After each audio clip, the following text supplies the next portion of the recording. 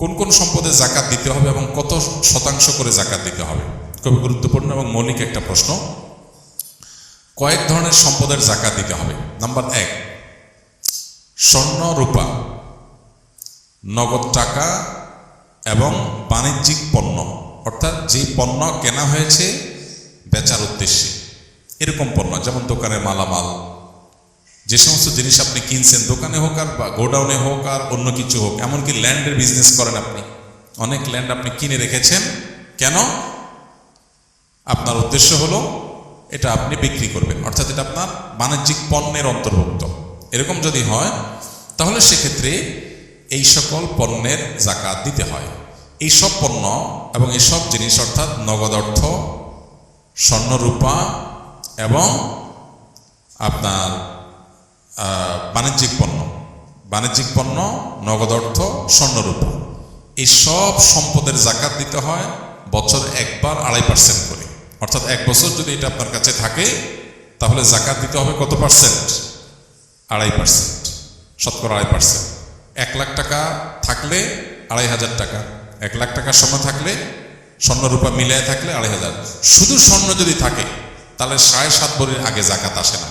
স্বর্ণের সাথে যদি একটু রূপা থাকে বা ক্যাশটা থাকে তাহলে দুইটার অর্থ মিলায়া 7.5 ভরি হওয়া স্বর্ণ হওয়া জরুরি না, তখন 52.5 ভরি রূপার সমান মূল্য হলেই হয়ে যায়, যেটা 2 লাখ প্লাস টাকা হলে আজকাল হয়ে যায়।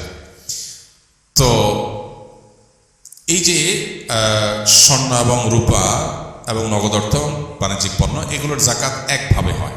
নাম্বার 2, গবাদি পশু। গবাদি পশুর জাকাত সেটা দেওয়া লাগে যদি গবাদি পশু আপনার চরে পুরে খায় আপনার এবং একটা নির্দিষ্ট নেশা পরিমাণে পৌঁছায়। গরু হলে এতগুলো, ছাগল হলো এতগুলো, তারপর আপনার ওঁট হলে এতগুলো, এগুলো হলো জাকাতযোগ্য সম্পদ। মোরগ অথবা হাঁস, এগুলো জাকাতযোগ্য পশু না। হ্যাঁ, এগুলোর জাকাত হবে যদি কেউ মুরগির ফার্মের বিজনেস করে, যে মুরগি কিনেছেন তিনি এটা বিক্রি করবেন, তখন এটা বাণিজ্যিক পণ্য হিসেবে জাকাত আসবে। পশু হিসেবে জাকাত আসবে শুধুমাত্র এই যে ছাগল, ভেড়া, দুম্বা, গরু এবং ওঁট, মহিষ, এগুলোর জাকাত আসবে। এগুলো নির্দিষ্ট নেশাব হলে, কোনোটা 40টা, কোনোটা 5টা, আকার অনুযায়ী আপনার জাকাত আসবে। এগুলোর বছরে একবার জাকাত আসে। তৃতীয় জাকাতের আরেকটা পণ্য হলো কৃষিজাত পণ্য। যে সমস্ত ফসল আমরা করি, এই ফসলগুলোর জাকাত দিতে হয়। ফসলের জাকাতের নেশাব হলো 17 মণ। 5 ওয়াসক, মূলত 5 ওয়াসক হিসাব করলে 17 মণ হয়। এই হিসাবে কিছুটা ভিন্নতর মত আছে, বাকি এটা প্রসিদ্ধ এবং মোটামুটি গ্রহণযোগ্য যে 17 মণ যদি হয়ে যায় তাহলে সেখানে আপনার যদি আকাশের বৃষ্টির পানি থেকে হয়ে যায়, প্রাকৃতিক পানি থেকে হয়ে যায়, আলাদা পানি সেচন করা না লাগে, তাহলে সেক্ষেত্রে 100 ভাগের 10%। আর যদি এটা পানি সেচন করে চাষাবাদ করতে হয় তাহলে সেক্ষেত্রে 100 ভাগের 5 ভাগ। অর্থাৎ আমাদের দেশে যে ফসল হয় এগুলো প্রায় সবগুলোই নিজস্ব সেচ সিস্টেমের মাধ্যমে করতে হয়, অটোমেটিক হয়ে যায় এরকম জিনিস নাই, খুব কম। তো নিজস্ব পানি সেচন বা সেচ সিস্টেমের মাধ্যমে যেগুলো করা লাগে এগুলো সবগুলো প্রতি 100 কেজিতে 5 কেজি খাদ্যশস্য গরিব দুঃখীদেরকে দান করে দিতে হবে। এটার সাথে বছরের সম্পর্ক নাই, এটা হলো যতবার ফসল উঠবে ততবার জাকাত আসবে। এ হলো মোটামুটি জাকাতের ব্যাপার, যে সমস্ত সম্পদের জাকাত হয় এবং যত % করে জাকাত হয়। সময় তো অনেক হয়ে গেছে, স্কুলে ভাইদের অনেকগুলো প্রশ্ন আছে। এতেকাফ ভেঙে যায় কি কাজ করলে? এতেকাফ ভেঙে যায় এতেকাফ করার পর কেউ যদি মসজিদ থেকে শরিয়া গ্রাহ্য ওজর ছাড়া বের হয়ে যায়। আপনি এতেকাফ করতে আসছেন, এতেকাফ করতে আসার পরে আপনি বাহিরে চলে গেছেন, একটু মার্কেটিং করা দরকার ঈদ সামনে, তাহলে আপনার এতেকাফ ভেঙে যাবে। শরিয়া গ্রাহ্য ওজর কি? আপনি ওয়াশরুমে যাওয়া লাগছে, এই জন্য আপনি যেতে পারেন, ওয়াশরুমে যেতে পারেন। আর ওয়াশরুমে যেও আপনি আড্ডাবাজি করতে পারেন না। ওয়াশরুমে গেলেন, যে সেখানে আপনার দোস্তের সাথে দেখা, আরে দোস্ত কিরে কি অবস্থা, আপনি এতেকাফে আছেন, এটা আপনি করতে পারেন না। দ্রুততার সাথে ওয়াশরুমের কাজ সেরে চলে আসবেন। এর বাইরে মসজিদে যাওয়ার আমাদের নেসেসারি একেবারে খুব না হলে নয় এরকম আমাদের ইম্পর্ট্যান্ট নিড বা প্রয়োজন আর কি আছে? খাওয়া দাওয়া আছে। খাওয়া দাওয়া আজকের যুগে বিশেষ করে এমন জায়গা খুব কম আছে যেখানে খাবার মসজিদে দিয়ে যাওয়ার মতো ব্যবস্থা একেবারে নাই। এরকম মানুষ খুবই কম। বাসা বাড়িতে লোকজন আছে, কেউ না কেউ খাবার দিয়ে যেতে পারে, কাউকে রিকোয়েস্ট করলেও কেউ দিয়ে যেতে পারে। অতএব এরকম ব্যবস্থা যদি থাকে তাহলে খাবারের জন্য বাইরে যাওয়া জায়েজ নাই।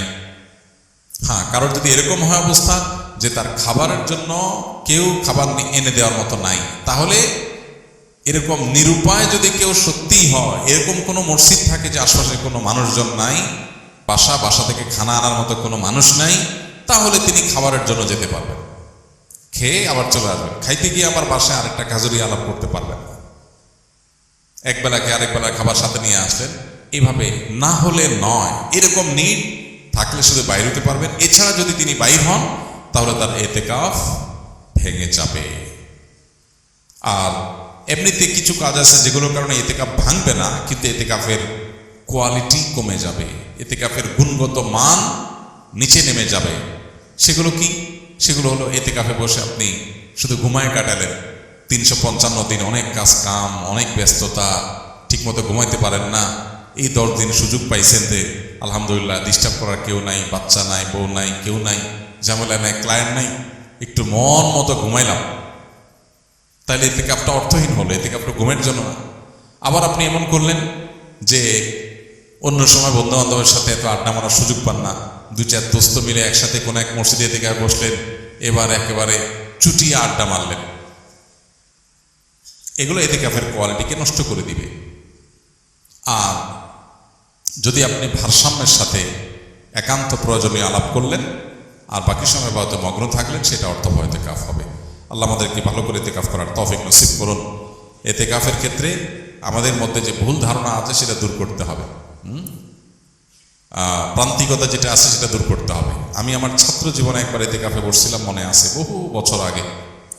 তো যেখানে এতেকাফে বসেছি আমার সাথে এক বৃদ্ধ মানুষ বসছিলেন এতেকাফে। তো শীতের সময় ছিল তখন, রমজান, অনেক শীত, মসজিদে একটু ঠান্ডা বেশি। আমি হঠাৎ করে দেখি যে মুরব্বী নাই। তো দেখলাম মুরব্বী কই গেল, ওয়াশরুমে গেলে তো এত সময় লাগার কথা না। পরে তাকায় দেখি যে মসজিদের সামনে বাইরে ঘাস বিছানো মাঠ, উনি ওখানে রোদ পোহাইতেছেন। পরে বললাম, মসজিদে বললাম, চাচা এতেকাফ অবস্থা তো রোদ পোহাতে বাইরে যাওয়া যাবে না। তো উনি খুব জোরে ধমক দিলেন। আমি ছোট ছিলাম, মাদ্রাসা পড়ি তখন। বলছে, হ্যাঁ তোমার মাথা এতেকাফ ভাঙা এত সোজা মিয়া? আমি কি কারোর সাথে কথা বলতেছি? আমি রোদ পোহাইতেছি। তো এরকম ধারণা আমাদের সমাজে অনেকের মধ্যে আছে। আরেকজনকে আমি দেখছি, আমার মসজিদে উনি এতেকাফ করতে আসছেন, পরে হঠাৎ দেখি নাই, অনেকক্ষণ পরে আসছে। কেউ কই আসেন? বলে আমি ধান রোদ দিতে গেছিলাম, ধান শুকাইতে গেছি। ধান টান শুকায় আবার উনি চলে আসছেন এতেকাফ। তো যদি কারোর এরকম নিড থাকে যে তার বাহিরে কাজ করতে হয়, যেমন অফিসে জব করতে হয়, তার ছুটি নাই, কোনোভাবে ছুটি ম্যানেজ করতে পারেন নাই তিনি, তাহলে তিনি নফল এতেকাফ করতে পারেন। কিভাবে? মসজিদে গাঠি বসকা থাকলো, যখন বাইরে চলে গেলেন তার এতেকাফ শেষ হয়ে গেল। যখন ঢুকলেন, যতক্ষণ থাকলেন ততক্ষণ এতেকাফের নিয়ত করে থাকলেন। রাতের ইবাদতটা মসজিদে ভালোভাবে হয় বাসার চাইতে, সেই নিয়তে থাকলেন, এটা হতে পারে। কিন্তু সুন্নাহ মাসনুন যে এতেকাফ, সেটা হলো পরিপূর্ণ সময়টা, দিন রাত পুরোটা সময় মসজিদে থাকা। يا نفس إن لم تظفري لا